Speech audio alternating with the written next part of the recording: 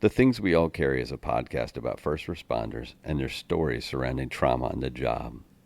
The intention of this podcast is to raise awareness and share meaningful conversation around a subject often viewed as taboo or simply ignored. Be aware this content may be graphic and it is real.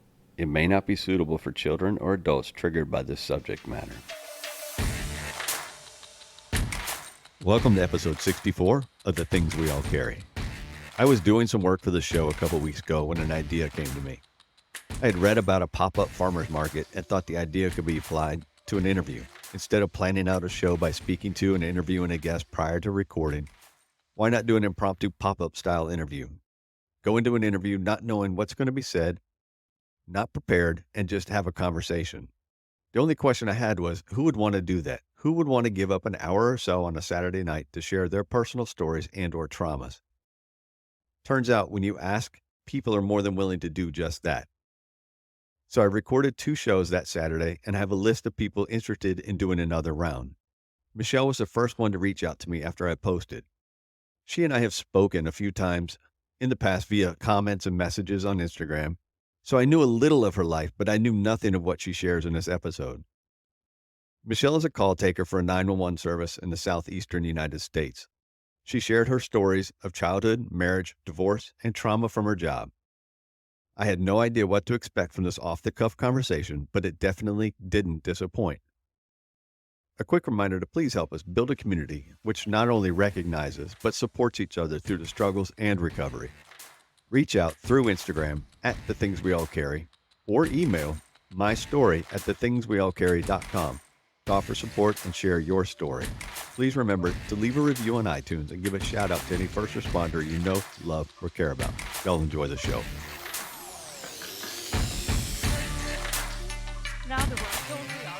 Nah, I'm awkward as fuck all the time. I don't care. All right, let's do this. Tell me who you are. You don't have to give any distinguishing where you work, all that. Just whatever you're comfortable sharing. Let's go with that. So I'll preface it with, I am not one who has a problem sharing. In fact, my therapist cautions me all the time about oversharing. So that's where my thing lies. But I think honestly, in our profession, that it's better to overshare. And with what I've gone through in the last year, I have not been silent about it. And I think it's important because it's important for people to know that you struggle and it's okay for you to struggle as long as you don't stay there. That said, I'm Michelle. I work in law enforcement in dispatch, but not as a dispatcher. I only answer the calls. I don't really know the medical side of it because we're primary. We have secondary fire that we transfer to, and our job at that point is just to stay on the line to see if law enforcement needs to be dispatched as well, because you probably wouldn't be shocked, but you would be shocked at the things that people don't think law enforcement need to come for. And so that's what I do. Do you want to talk about, I don't know, not exactly where you are, but what state you're in, or do you want to keep that to yourself? I'm on the East Coast, southern half of the East Coast. Perfect. Yeah. Been here all my life. So you're a call taker, not a dispatcher, but still you're interacting with the first bit of news when someone says, oh shit, I need some help. Yeah, in fact, that is what I do. I did go through dispatch training for about 3 months or so, something like that, but it was not the right time for me. As much as we try to keep our personal life and our professional life separate, your brain has a fine line where it's whoop, and everything just muddles together. During my dispatch training was a very rough time for me personally, and I saw myself being an officer safety risk. So I backed out of dispatch training and went back to call taking, which I think, not to pat myself on the back, but I think I do very well.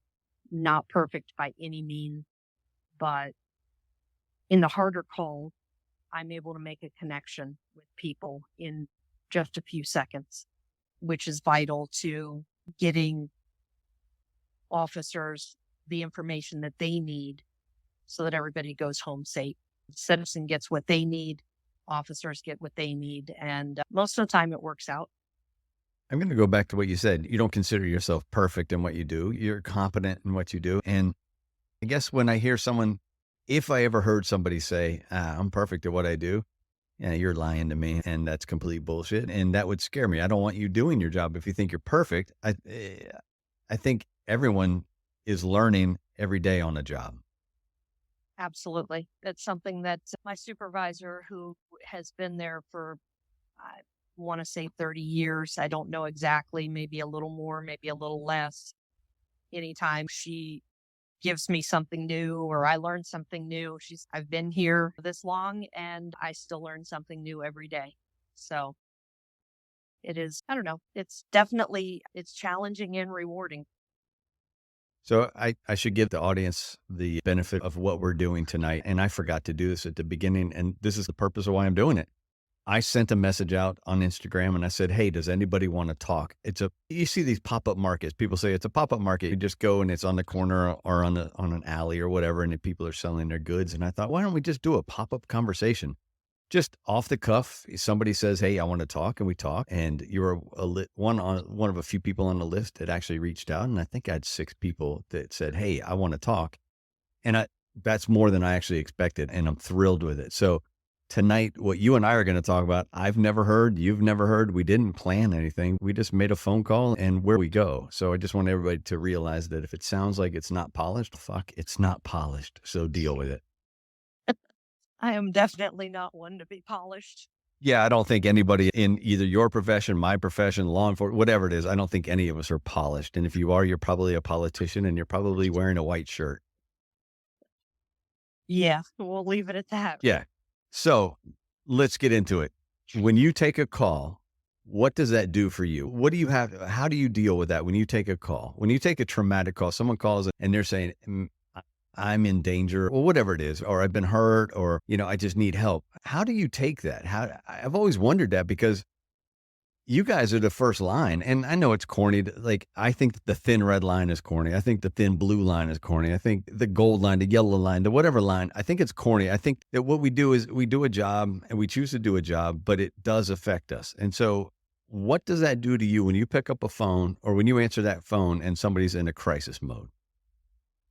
It's really interesting because you can hear the difference from the very first second, most of the time, to where just everything keys up in you that, oh, it's go time.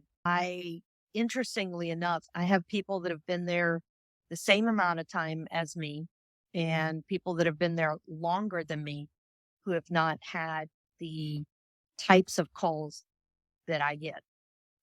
I do get the suicidal callers. I do get the tough calls. And I think I have a lifetime of trauma to draw from to where I hear I've had an open line that disconnected in, I want to say it was 20 seconds. Maybe it was less than that. Maybe it was more. And something in me was like, you know what? We're going to check on this person. And so I put it in. We got officers out there and her significant other had snatched the phone from her. They were in, I don't remember if it was only verbal or if it was physical, but she tried dialing 911 for help and he snatched it from her. And there was no verbal communication. It was just a feel. I went back and listened to it. We have a policy where we try and call them back. I tried calling back. And I'm not sure if she's one of the ones that I've talked to because I've had it both ways where I made no contact and sent and there was something going on. And I've also had it to where the person answered and we're like, oh no, I'm fine. It was accidental, but something in their voice I sent and there was something going on. So it's just, thankfully we have resources. I can't imagine what it was like in the early days, having some of these people where aren't able to get them to give you a location, and you know, it what do you do?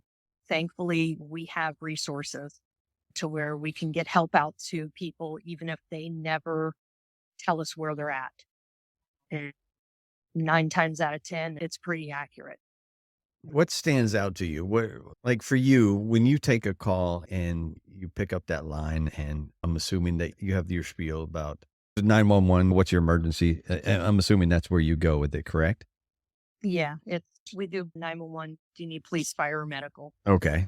And I'll start with the medical is probably the easiest one, because at that point, with everyone, once we get what do they need, then we go to their location.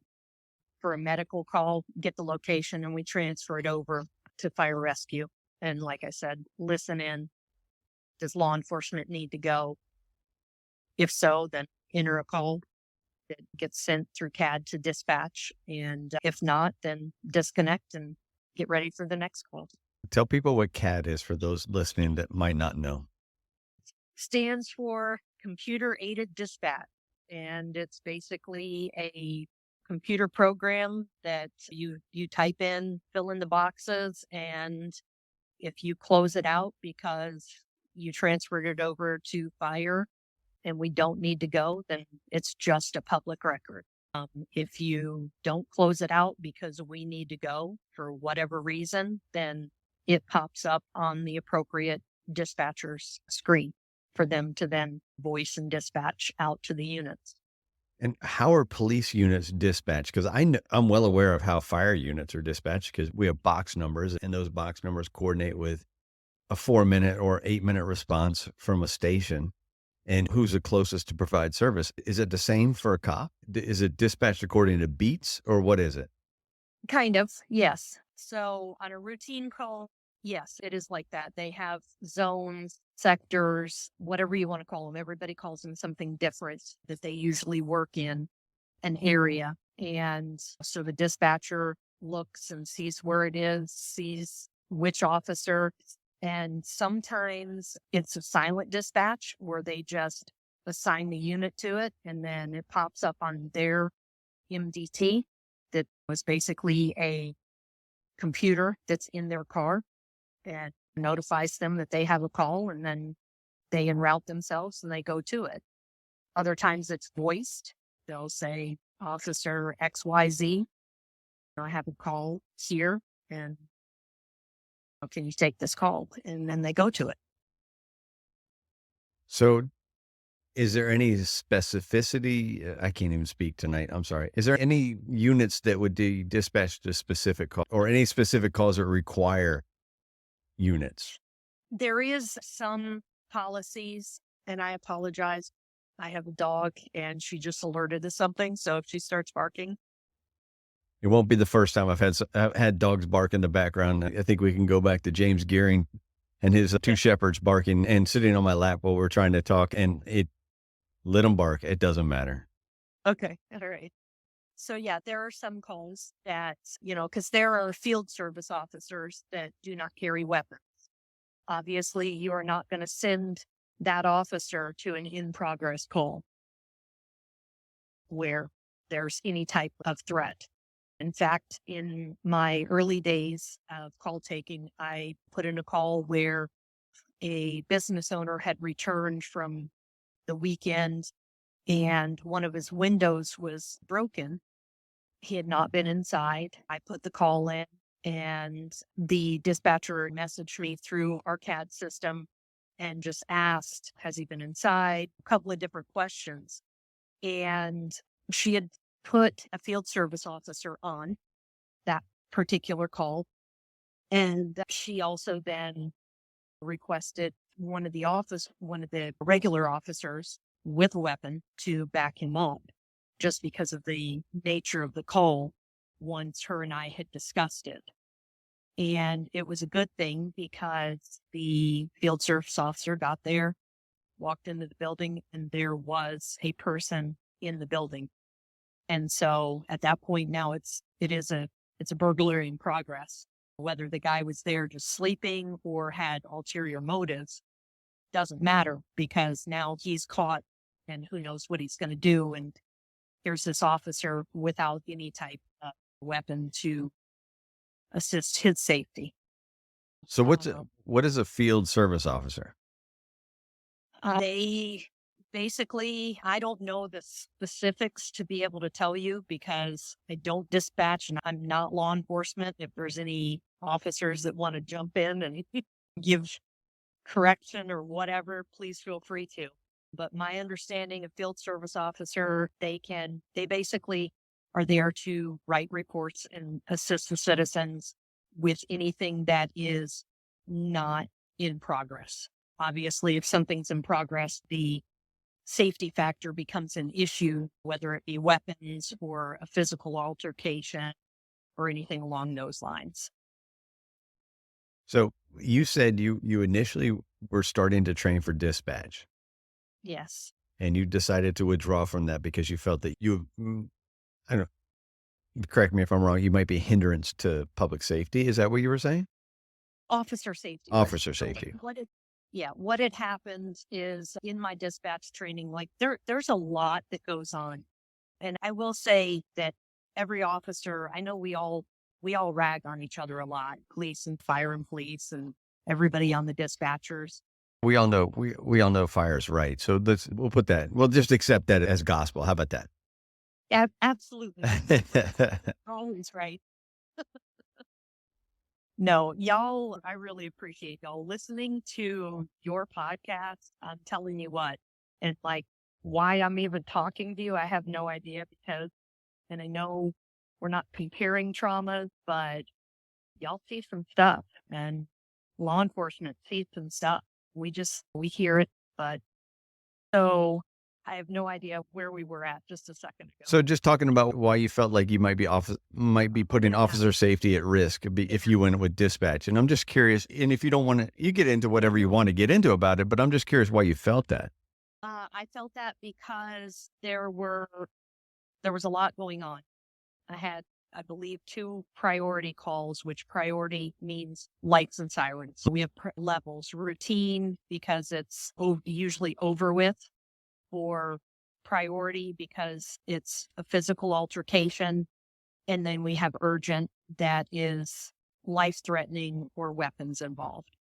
So that's kind of the classification that we use. And so there were 2 priority events that were happening on the channel that I was training on at the time. And then what we call our squirrel units, which are the guys who do things and they're not even logged in. They just do things, but they'll key up in your radio.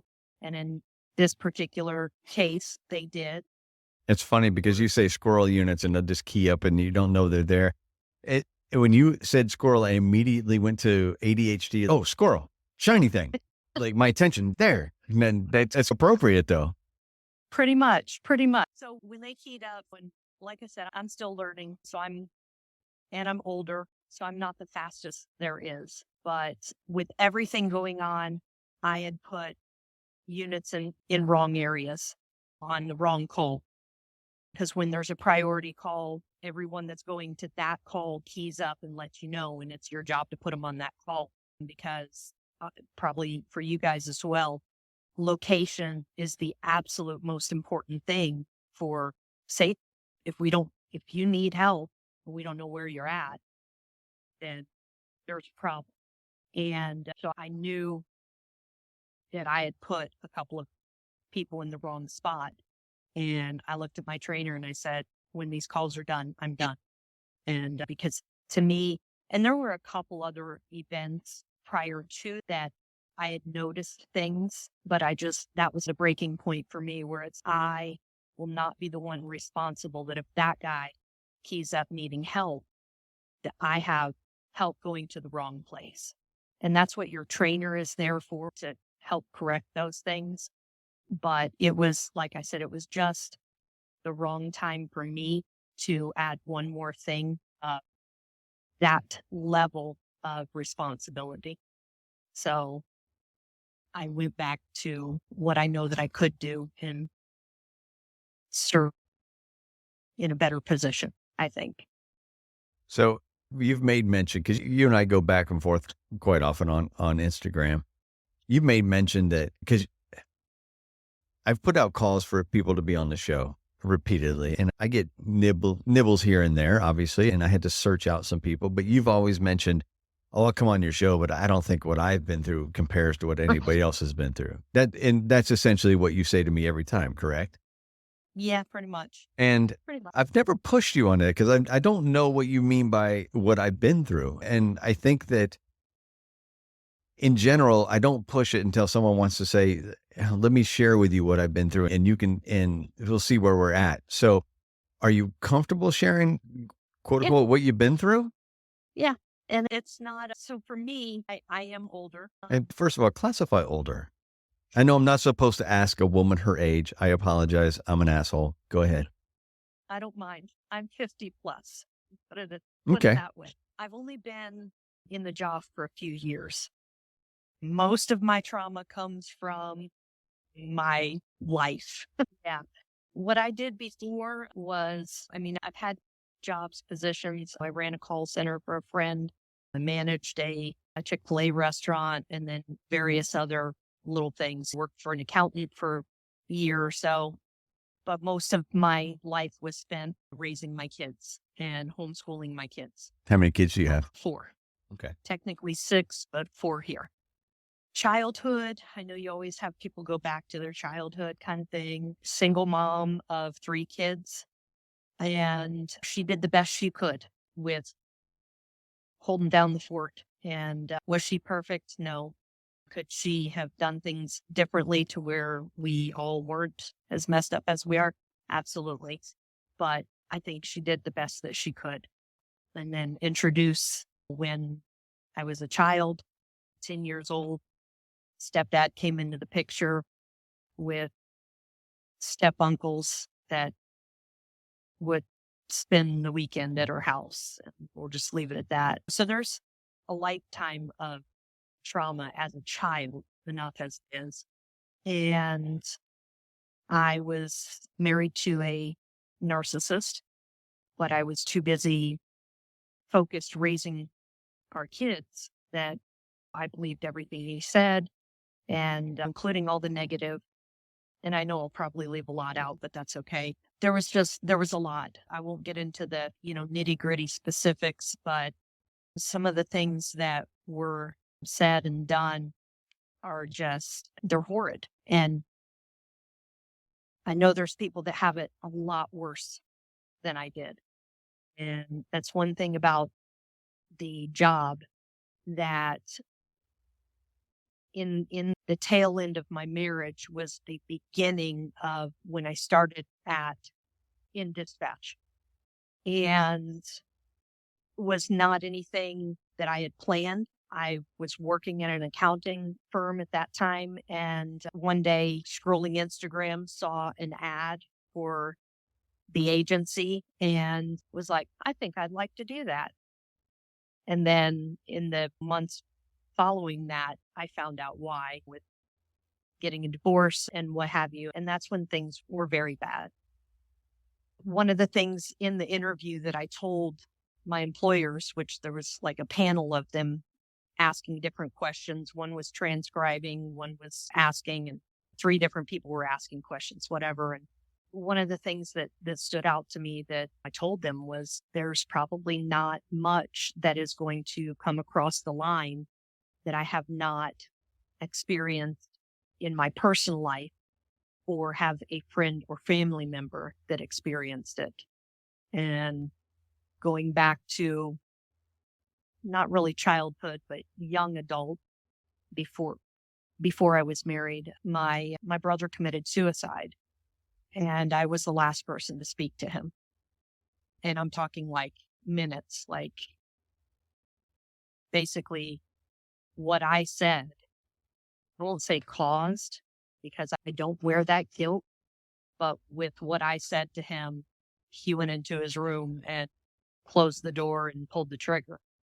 And that was something that was boxed up that I didn't even realize that I hadn't dealt with. And 30 years later, have a suicidal caller on my line. and was able to talk to him until we got help there. And that weekend, after dealing with the call and whatever, suddenly I'm having a meltdown about my brother. And so it was like, oh, I get it. I haven't dealt with that. So that was a huge thing. A lot of what I do is it's rewarding, but it's also traumatizing and then also healing because of, oh, you have this that you never dealt with. So now it's time to deal with it kind of thing. And the main thing, like I said, I have the hard calls and for whatever reason, I'm able to take them and I'm able to just keep moving, deal with it in little increments. The hardest one that I had was we're almost coming up on a 1 year anniversary of it. And it has been a hell of a year where I had a father take out his entire family while I was on the line. How And the at the time, how the fuck do you deal with that? it's been rough. It's been very rough. In fact, I think just in the last couple of months, I'm okay. I haven't been okay. It's been a very dark place Yeah. this last. I made it through hell, absolute hell with my marriage ending and the circumstances around that. I thought that was bad. Sleeping with a 9mm in my hand because I wasn't sure if somebody was coming in the room after me type thing. I thought that was bad. This call it was pretty bad. I used up all of my PTO, worked a total of I think 8 days in 1 month and was on PTO travel. I drive to watch the sunrise all up and down the East Coast. And it's just that is my therapy between watching the sun come up and the drives. I usually, once I've been to the coast, I'll drive inland to the mountains. And the mountains are just as healing for me, if not more, because it's not a familiar place. Whereas the ocean being on the coast, it's a familiar kind of a maintenance of mental wellness. But the mountains is the shock therapy. Like you need a little more than the maintenance. Go get some mountain type thing. The neat thing for me is before I had taken that call, I reached out to a counselor, which I've never been to therapy, have always just even going through the divorce and everything, I healed myself sitting and just working through stuff on my own. You But I healed reached, you healed yourself from having to deal with a narcissist? I think I did a pretty good job, honestly. I don't know. I can't give you specifics. I am I don't want to use the word religious because religious has a very negative connotation to a lot of people, but I have a relationship with God and I would sit and I would talk to God. And yeah, I have voices in my head. God talks back to me, okay? Because there are those people. But you know what? And I'm not afraid or ashamed to admit it. Without God and Jesus in my life, I probably would not be here. Hey guys, quick break right here just to check in and thank each of you for listening to the show. Your support has been paramount, and I appreciate all of you. I have one request, though. I need you to share the show with everyone you know. Help me get the word out and spread these stories as far and as wide as we can.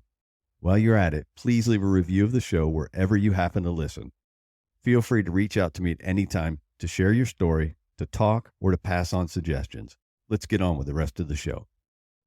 And I'm sorry to interrupt you. And it's, Oh, you're fine. I think that if you follow either one of my pages, either the things we all carry or the objectionables, people would know my stance on religion. And I'm not here to flaunt what I believe or don't believe.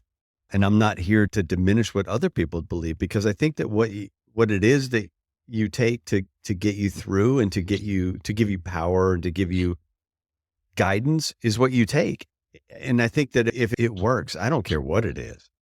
Yeah, we each have our own thing. And through a couple of different pages, I've started learning about Stoicism. And there's a lot in that.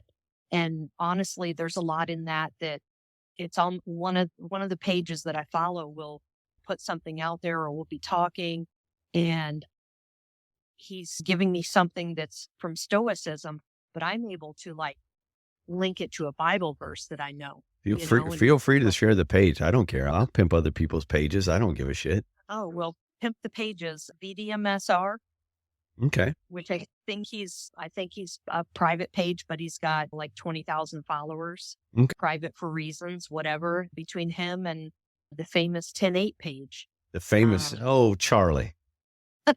Yeah. I enjoyed my conversation with Charlie, and I need to have another one with him. We talked about doing another one, so I need to get with Charlie and get another one going. Yeah. So that's where my basis with anything Stoicism comes from. And Mhm. I'm thankful because to me, it's like another piece. Like for me, yes, Jesus, God, that's like my main foundation. But there's other pieces that go to that. There's the Stoic portion that has really solid principles. So if you had to take somebody who's never heard of Stoicism and you had to explain to them what Stoicism is, if say Stoicism 101, sum it up for me. How would you define it? Ow. No, I know that's a Uh, packed question because there's a lot that goes in with it. So for me, Stoicism is you're going to go through some shit in your life and how you deal with it is your response to the circumstances. You are the only one that can control that. And if you are in control of your response, then it will have a lesser effect on you. So in Is other the words, best way that I control can your put it. reaction to an external stimuli. Yes, there you go. Like I said, I am not polished at all whatsoever. No, neither am I. And that's why I have a functioning idea of what Stoicism is. I've read some Stoics. I don't study the Stoics. I understand I understand what they're about, and I can tell you a couple of them. And some of it's very valuable. So I just wanted to, maybe there's some people in the audience who have never sat down and even looked at it. Yeah. Yeah. And for me, I have not studied by any means at all. The 2 pages that I mentioned, whether they study it or not, I can't say, but I know my friend BDMSR would do a Sunday Stoicism post every Sunday. And there was a lot of good insight that he has. And 10-8, I think he just recently posted one from Simon Sinek that is, and I apologize if I butchered the name, but talking about rather than talking about mental health, I believe he is saying he's not using that term anymore, where he's going to call it mental fitness. And that was just mind blowing to me to have that perspective. When we talk about our health, you're either fit or you're unfit. And so why not apply that to your mental state as well? That's ironic because I just saw a TikTok from a doctor out there, and she's professing that trauma is defined completely wrong. I And would not be surprised by that. and what she's saying is that we shouldn't take trauma as a negative. We should take our response to trauma as this ability to adapt. And it's our Right. ability to push ourselves forward in the face of this adversity. It's not a negative to have a reaction to trauma. It's your body going, this is how I'm going to handle it, and we'll get through it. Yeah. And that's great. That's an absolute healthy way to look at it. And it goes back to, and I'm sure I'll quote it wrong, but tough men make good times. Good times make weak men. Weak men make tough times. Something along those lines. No, I think you got it right. And it's Saturday night. I've been out all day and been baking Yeah. in the sun at times, but I think you got it right. And you're right.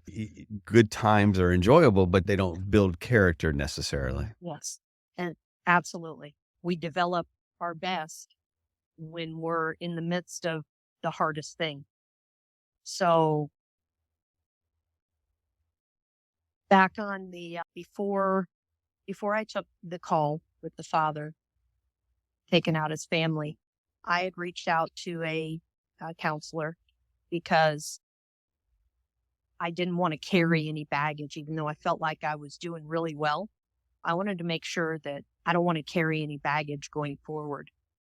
And so I had reached out to him. We had our little 10-minute get to know each other. Why do you want to talk to me? That kind of thing.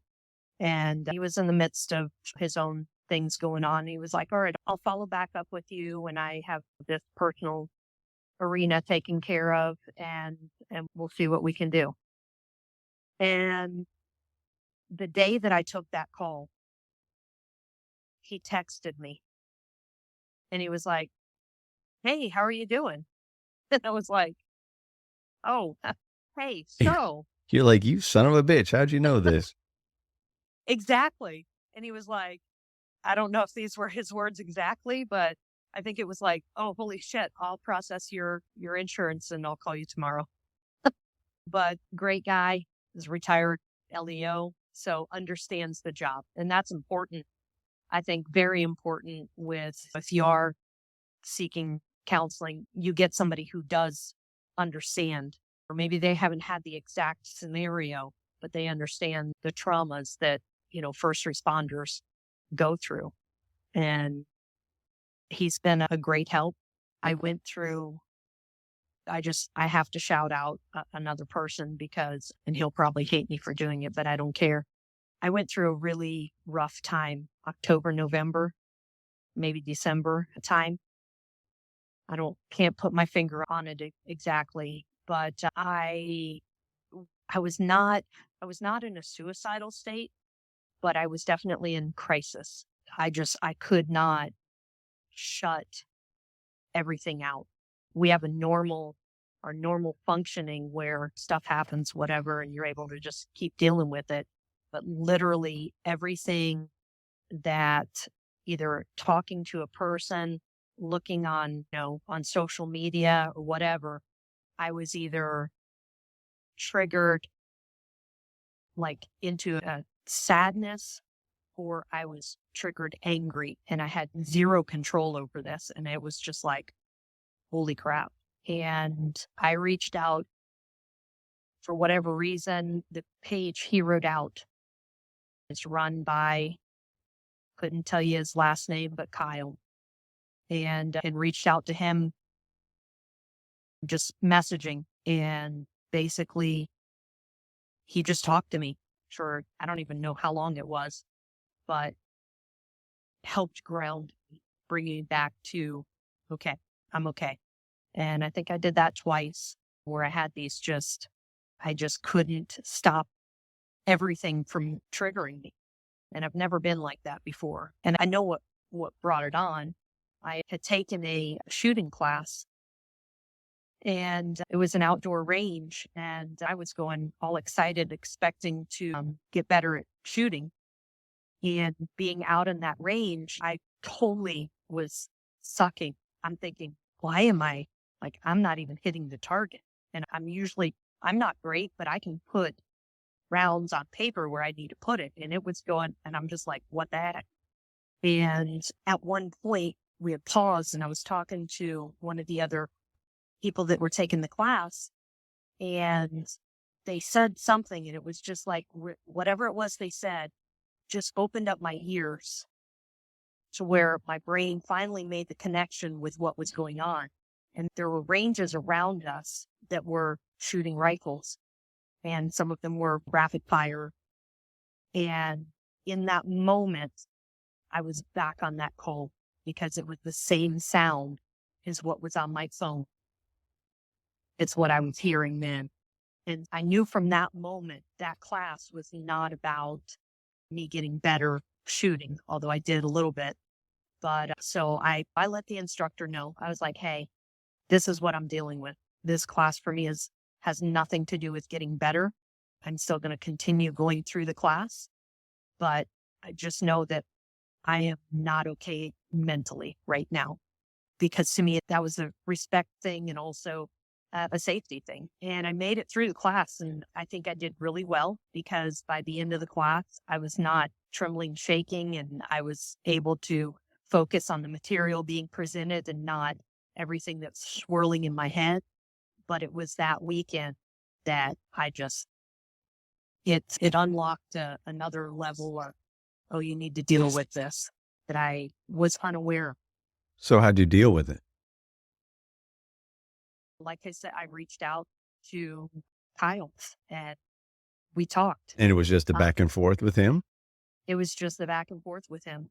And like I said, it wasn't even that long. But I shut down my social media for a while. I remember when you did that. Yep. So that was a huge part of it, was I just needed to disappear, but not in a bad way. Disappearing is not always a bad thing. No, you disappeared to clear your head and to collect yourself. Yes. And that's exactly what I did. Because And I think you and I had some conversations, brief, where yeah, you said, "Hey, if you really need me to share this," and I said, "No, I don't need you to share this at the detriment of your own mental health. That's for goddamn sure." yeah. And see, I'm really good at giving a shit about everybody else, but who am I? And it goes back to how you end up with a narcissist. Yeah. Yeah. The sad thing is, I don't think it started out that way. No. And maybe it did, and I just was unaware. But yeah, no, I definitely value everybody else's well-being more than my own. And I know that's not a good thing. I think I do a better job now about caring for myself. I'm still seeing my counselor. In fact, just saw him. When I say saw him, it's virtual, but on Wednesday, I think, or Friday. No, Friday. Yeah, Friday, which was yesterday. It's been a long week. But so, yeah, for me, the hugest thing that I did to heal myself, which I knew this early on, and I understand my department's hesitation, but I needed the call. I needed to hear the call, and they did not want to release it to me. And this went on for months. And so finally, after I made my appeals known, I had to go through and do it as a public record request. So you had to go FOIA? The Information Act, the federal act to request personal record or request records. Request a public record. Yeah, we have a broad public record in our state. So it really wasn't hard. It was basically just getting in contact with the agency record department and saying, "Hey, I need a copy of this case number." Okay, so you didn't have to go through it a little easier to get to it. Yeah, it was not hard at all. To me, there's two sides of this for me. I feel like if they honestly cared, they would have given me what I needed. That's my stance on it. But I also understand their stance on it in the fact that they were concerned that had they given it to me and I got worse, then now they're responsible for making me worse. So I get it. It's a cover yourself. But I knew that's what I needed. And since then, it's just one of those things. Well, am I like fully healed or whatever? Are any of us ever fully healed, or something trigger something from our past to where now we're dealing with it again? It's funny you say that. I had a slew of phone calls yesterday, and one of them was with a firefighter from Henrico, which is the Richmond area. And he has an interesting story, and he and I are going to record later in about a week or so. And that's one of the first things he said to me was like, "I'm not healed by any means." And he was trying to explain to his wife, because she said, now you've recovered. He goes, "No, I'm not recovered. Don't make any mistake. I've just learned how to deal with everything better." Yes. And that's it. This past week there was a rough day. And we'll just use the word triggered for most of the day. I still continue doing my job. And it's just using breathing techniques, using grounding techniques of sight, smell. When I talked to my counselor on Friday and gave him the entire rundown, which I'll spare you the whole long story, but he was like, it sounds like to me you faced a lot of things that were absolutely out of your control, but used everything that you learned and applied and you made it through and you're okay. That's was like, funny. yeah. It's that word. It's that one word that tripped me up for years and years. Control. It's what is in your control. And again, we're going to go back to stoicism. Really, it's what's in your Yeah. control, and your control is how you react to things outside of you. Your response. It's huge. It's huge. And that's it. And I can feel myself when I'm starting to get that way. And it's just using things, but you also have to know when you have to make everything stop too. Yeah. There was a day that I was at work and scrolling social media, and one of my kids had done a post for my ex-mother-in-law had passed away. And like, to find out that way, I was just like, wow. And it struck me, and I kept working, and I could feel everything building up to where I was like, I messaged my supervisor and I said, I have to step away for a minute. And I just went, and we have a little balcony lunch area. And I went and sat out there for a little bit, just breathed and brought myself down. And so this past week, I was able to sit and continue working. I didn't need to step away, but that one day I did. So it's knowing when you are triggered, what do you need to do to bring yourself under control? And it's important. You have to know your triggers because it's nobody else's responsibility to know your triggers, but you also have to know how to untrigger yourself. One of the other hugest keys for me, I have a friend that we actually talk on a daily basis when I get off work. And again, retired LEO, just, hey, how was your day? You need to talk about anything, that kind of thing. And being single, which you go from having kids and a husband to it's just you and a dog.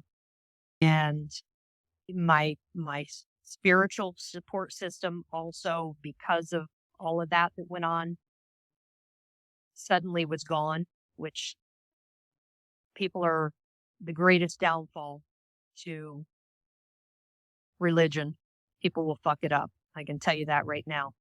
So going from having everything to literally it's just me and a dog was a kind of a blessing and a curse. It allowed me to know myself, gave me the time to dig deep and find out who I am, what do I like to do? Because for the last half of my life, more than half of my life, was all about everybody else. But now it's what do I like to do? Who am I? Because I've been everybody else's everything.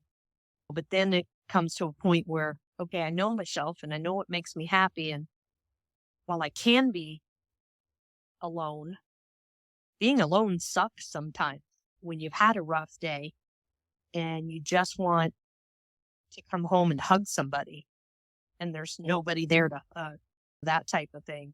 And this person is very valuable in my life. And even though they're not here to hug me, talking on the phone is a hug. And we do talk on a daily basis. So that's the other huge component of my healing moving forward. So where do you go from here? Live life, keep doing what I'm doing. I'm still seeing my therapist, not on a weekly basis. It's more every couple of weeks or so. if I need it. I think we just had a little break because I'm picking up overtime, and then I had company visiting for a while to just live in life, and it just didn't have time for it. So still doing that. And I don't know what else. So let's do this. And this is, like I said, this is all unscripted. We didn't schedule this. We just discussed it yesterday and today. So I'm going to hit you with the famous two questions I hit everybody with. For you, what is an everyday carry? Something that you feel naked if you leave the house without? It's interesting. I've thought about this every time I listen, and I come up with different answers. I have a couple of different answers. One of them, I have a couple of bracelets that I wear. One of them is the old, will know it, blousing rubber. Oh, yeah. All right. Oh, yeah. I blouse my BDUs quite every day. There you go. When my son when he came home from boot camp, some of them spilled out of his bag. And I was like, that's mine. And I have some original, they've worn out after a few years, but I actually bought some extras that, without that. And I have gotten out of the house because I don't wear it in the shower or something like that. But I've gotten in my car and I'm like, oh my God. And I will literally turn around and go back for it because I feel naked without it. So that's one that's huge. But I also know when he gets out, I will probably no longer wear it. So with that, I have to go with the other famous thing is my tattoos. I have a couple of tattoos. So yeah. If it's only a couple, you got to do some catching up. I'm just kidding. I'm kidding. I didn't start. I didn't have my first tattoo until I was in my 40s. And then my last two I just got after my call. But Well, I just sent you a photo on Instagram of my everyday carries, and it's ironically right beside the sticker from Heroed Out. So just to give those guys a shout out. So I also wear it on my wrist, and it's from Skulls for Hope. It's also just a reminder. And so I appreciate those reminders that it's from your son and it's for blousing his pants and his BDUs. It's perfect. yeah. So Yeah. do you have a book you want to share? First, I just want to say, Oh, I'm sorry. I've actually gone on to order a Skulls for Hope bracelet a couple of times. And for whatever reason, I ordered it. I guess it's not the right time yet. What do you mean? I don't know. Because I've gone on to order it and then something comes. I guess I have ADHD more than I realize, and I'll start something and then whirl and then it's gone. We're going to get you one. You tell me what you want and I'm going to reach out to him. We'll get you one. I'll have to go order it then because. No, you're not going to order it. We'll take care of it. You tell me what colors you're looking for, what kind of pattern, and we'll get you something. Okay. We'll do that. We'll do that via Messenger and we'll figure it out. Don't worry. Okay. All right. So books, I actually have two of them. And I'm glad to hear that you know about Heroed Out. He's a solid dude. Yeah, he and we meant to hook up for an episode and somehow he squirreled out and I haven't gotten him nailed down for another one. So I hope to have him on the show. Yeah. Yeah. Books I actually pulled them out so that I would have them here. I have two of them. One is Relentless Courage, and I will probably pronounce it wrong. Sergeant Michael Segru. I don't know if I am pronouncing it right or wrong. Okay. But huge encouragement. It's something that I think should be mandatory for, honestly, high school reading because it's his story, but it's also coupled with I think she's a doctor. I'm trying to turn on my little flashlight here because it's dark in my room. Yeah. Oh, you weren't lying when you said you were in bed. No, I was not. Okay. But So I have it as Relentless Courage went into battle against the front line or against frontline trauma. I apologize. Yep. It great, an easiest read I've ever read, Okay. but also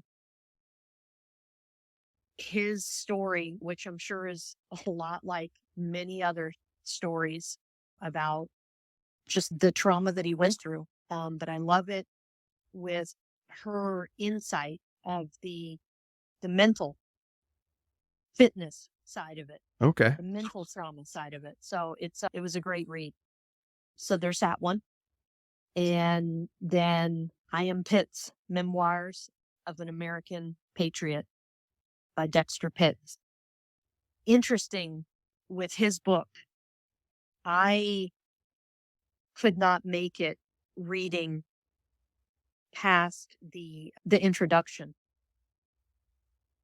And I think I learned something about, I'm sure some neurophysicist or neuroscientist or somebody out there has what I lack in what I'm about to say, but in reading his book, any book, we filter it through our voice experience. And Perfect. our trauma. Yes, we do. We filter everything through our experience. That's why this world is not the same for you as it is for me, as it is for anybody. Yeah. And so I could not make it. And I let him know this. I could not make it past his introduction because it was just that there's a lot of parallels. No, I've never served, but there's a lot of parallels with me and some of the things that he talked about. And it just filtering it through my trauma, through my brain, through my voice was not good. But the man did the audio version and I could not stop listening to it. Okay. Like, it was amazing. And through his voice, I was able to read I didn't read the book. I listened to the book. It's different, but I was able to get through it. And there was only one part where he was talking about his mom and what he went through with her and everything. I don't want to give away the secrets. No, because I think I want to read this one. I see that he has a podcast as well, and Yes. I want to get his story, so I'm interested. So I appreciate this. Absolutely. Definitely link up with him because he has a story and he is an amazing Christian man that, much like me, the Christianity is not about being perfect. It's simply about loving God and being the best version of you to yourself and to everyone else around you. And you and I can, or I can do an episode with numerous people about what Christianity or religion or spirituality is. I think it's a very personal thing. I think that there are some values that should be spread. We'll go with culture wide. How about that? Or society wide that should be just accepted because they're how you should treat people. Yes. But there's also the drawbacks to religion. We're not going to get into all of that because it's just not time enough to do that. Yeah. I think that however you get your beliefs and wherever your beliefs lie, excuse me, because it is Saturday night and I'm tired. It doesn't matter. What matters is how you treat your neighbor. Yeah. 100%. And your Christianity isn't about what you give to the church every Sunday morning. It's exactly what I just said. It is about how you treat the person next to you. It's what you do every day, not on Sunday. Forget Sunday. And I don't care if you're Hindu, if you're Jewish, if you're Sikh, if you're Christian, or if you're atheist. It still boils down to how you treat the people next to you. Yep. And honestly, how you treat somebody that cannot give you anything. Perfect. Yes. You understand what I'm saying? The greatest judge of character is how you treat your server at a restaurant. Yeah. If they cannot add anything to you, if they cannot enhance your life in any form or fashion, and you treat them as though they are king or they are greater than you by you serving them, that is how we all need to be. Yep. But if, you're only looking for what can this person give me, or you're a little peon, forget you. I have no time for you. And that doesn't work for me. Yeah. And unfortunately, it's a people thing.